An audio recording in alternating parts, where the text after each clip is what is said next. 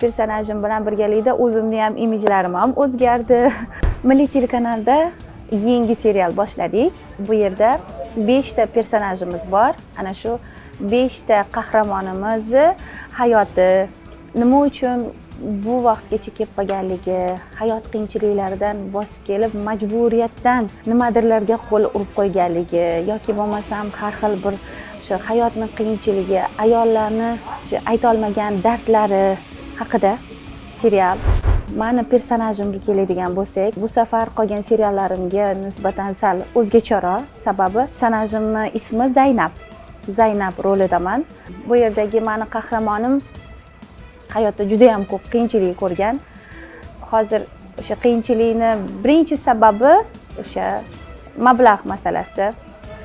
Oilasida juda ko'p turtkilar, azoblarni ko'rganidan kurash majburligini tushunib yetadi hayotga kurashish, ya'ni o'zini har yoqqa uradi. Shunda o'zini tutadiki, ichidagi dardini hech kimga, hatto bitta ko'z yoshini ham ko'rsatmaydi. Hamma narsasi ichida, lekin tashqaridan ko'rgan insonlar uni juda ham baxtli, maza qilib yashaydigan ayol deb o'ylaydi. Albatta, bu personajim bilan birgalikda o'zimni ham imijlarim ham o'zgardi.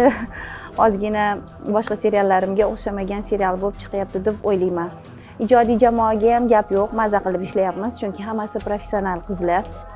O'sha 5 ta ayol professional hammasi. Hech ham qiyin bo'lmayapti, to'g'risi. Dam olib, maza qilib ishlab ketib yuribmiz. Xudo xolisa, xalqimizga, elimizga manzur bo'ladi degan umiddaman.